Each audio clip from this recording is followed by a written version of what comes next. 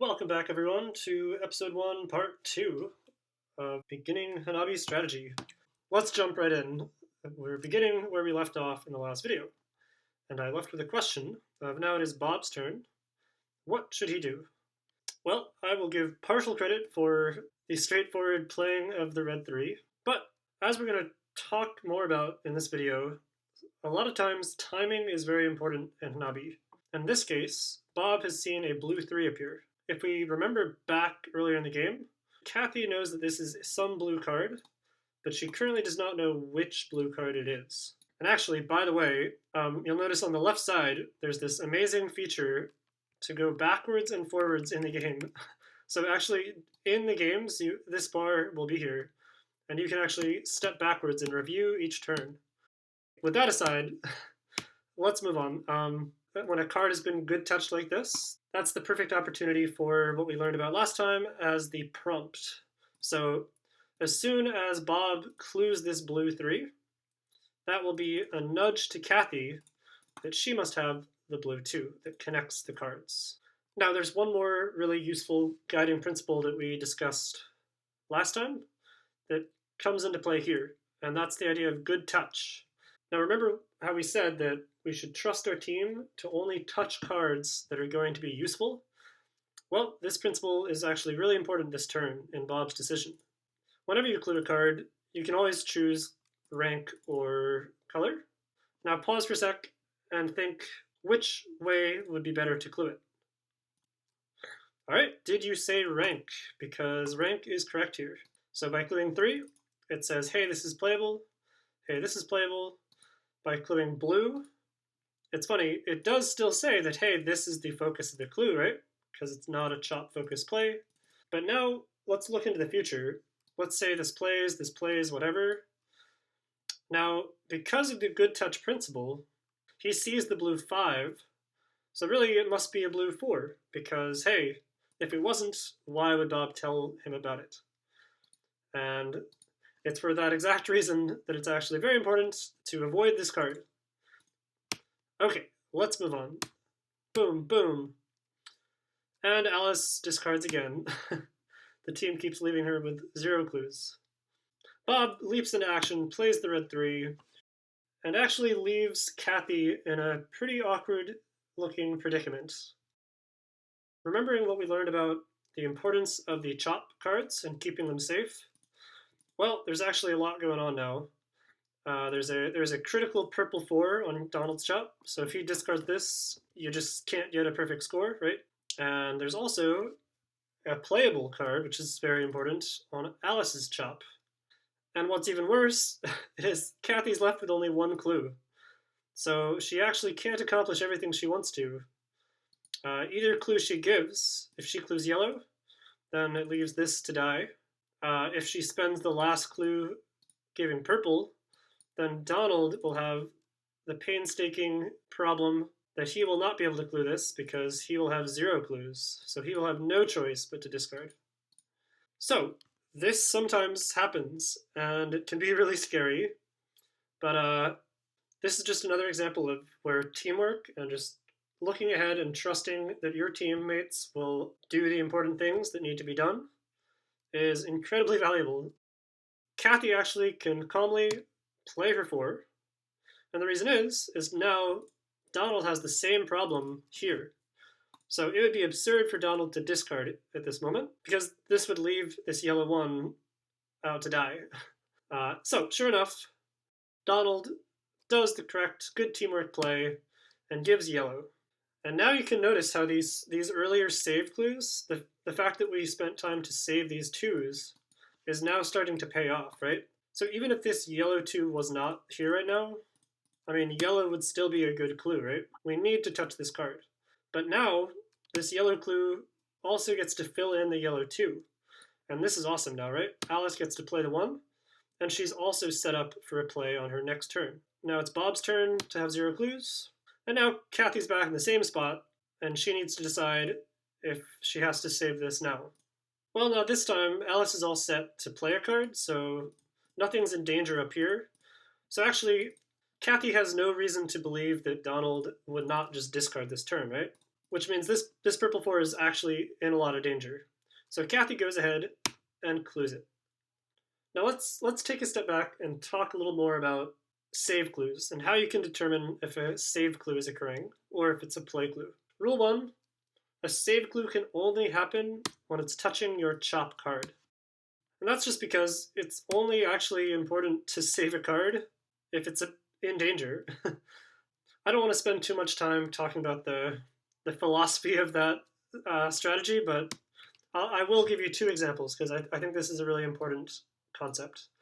Let's imagine, for example, that these 2 cards were flipped. And now maybe Kathy is a little worried. It's like, uh-oh, this purple 4 is getting close to chop. Maybe I should save it. Okay, well, argument 1, I'd say, imagine Kathy just discards, and Donald does discard. Now, imagine a world where Donald actually now picks up another useful card. Now, when we save this card, guess what? Instead of a 1-for-1, we've turned it into a 2-for-1, so we've been rewarded for our patience. The other reason to restrict saves to only being when they're in danger is that it allows for more play clues to be given. So, for example, let's mix this up a little bit. Let's put the red one here and purple one here. Now Kathy really wants to get this card played, of course. But now, if cluing purple would look like a potential save, do we really want Donald to have to respect the possibility that this is a purple 4 and that maybe Kathy's just really wanting to save it right now? I'd say that level of caution kind of moves more into the territory of paranoia and actually detracts from other areas of the game. Anyway, all that is to say that save clues really only happen on cards that are on the chop. Last thing about saves, I promise, and then we'll move on. It's also incredibly useful to allow save clues to be done with either color or ranks. So you'll notice Kathy decided to save this 4 by cluing purple instead of 4. Now, there are oftentimes very good reasons for that. So for example, let's say Donald has another trash red 4 in his hand. Now, it'd be really awkward, and I've played in groups that require this, that you can only do saves with rank. But oof, this just looks so painful to see. Now, sure, you've saved this 4, but then what does this mean? Maybe this must be yellow 4. So basically, you can see how this violates good touch, and therefore is not great.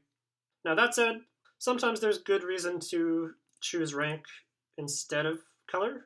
A good example is, let's say purple 3 has also been discarded, and by cluing purple, maybe Donald wouldn't be able to tell if it's a purple 3 or 4. So in this discard, if these were the only cards that have been discarded, 4 would actually be a lot more clear. Okay, I promise we're all done with save clues now, and because of your patience, we are finally going to move on to the most exciting convention probably of all Hanabi. We're back to the land of play clues. Now it's Bob's turn. And Bob sees, finally, at long last, the missing purple 1. It's kind of Bob's duty now to get this card on the table. If you remember back to prompts, a prompt is a way to signal both players at once that between the 2 of them, they have both the cards needed. With all that in mind, there's actually a way to get this card played and signaling to Alice that this is indeed the purple 2. And with that, welcome to the Finesse. Bob can clue purple to Alice. Bob is sending a very clear signal to the team that from what he sees, this purple 2 is playable right now. It's Kathy's turn. From her perspective, she doesn't see any purple 1, right? So how on earth could this purple 2 be playable? Well, it turns out she must have the purple 1 somewhere in her hand. And now the only question left is, how can she know where the purple 1 is? Well, the whole idea of finesses is that we trust that it's actually your leftmost card. And actually, if you think about it, this makes a lot of sense. We're now 27 turns into the game, and we have not showed any interest in Kathy's other cards, right? She could even look back in the replay. Only now does Bob, once this new mysterious card has been drawn, does Bob show interest in recluing this purple card. So, sure enough, Kathy trusts that she must have purple 1, and indeed that it must be her leftmost card. This is the first strategy that involves blindly playing a card and just fully trusting the team that you must have the connecting card to make this true. So now it's Bob's turn again. Bob now sees the green 2 and a green 3. In this case, neither of them have been touched. And yet, Bob can get both of these cards played with a single clue. So pause for a second if you want. Try to think about it. And yes, sure enough, Bob can clue Alice green. Alright, so now, once again, it's Kathy's turn. And she has to think through this. She has to look into the future and imagine how Alice will interpret this clue. All Alice knows, from her perspective, she just played a card, she just drew a fresh card, and now it's being clued. Amazing. Kathy can only assume, right, that Alice is just going to believe this is green too. And therefore, she's absolutely going to play it. She's going to triumphantly bomb it onto the table and assume that everything will be great. But fortunately, it is not Alice's turn yet. It is Kathy's turn. So she has one opportunity to make this situation true. Just like the purple clue from last round, Kathy's being promised that she must have the green 2 herself. Once again, it's most likely the leftmost card, because she just was finished playing this card, and so it makes a lot of sense that the green 2 is here, right? She once again trusts her team and blind plays a card. Alice is shocked because obviously the card that she thought was a green 2 must actually be the green 3. That's the end of this video. I hope you enjoyed. If you think strategies like the finesse and prompt are cool and exciting, which I certainly do, I'm happy to say that all these strategies are really just scratching the surface of what's possible. And I'll be continuing this series with a episode 2, where we start exploring even more wild and cool clues, like layered finesses, reverse finesses, all sorts of good stuff. So that's it for now. I really hope you've enjoyed.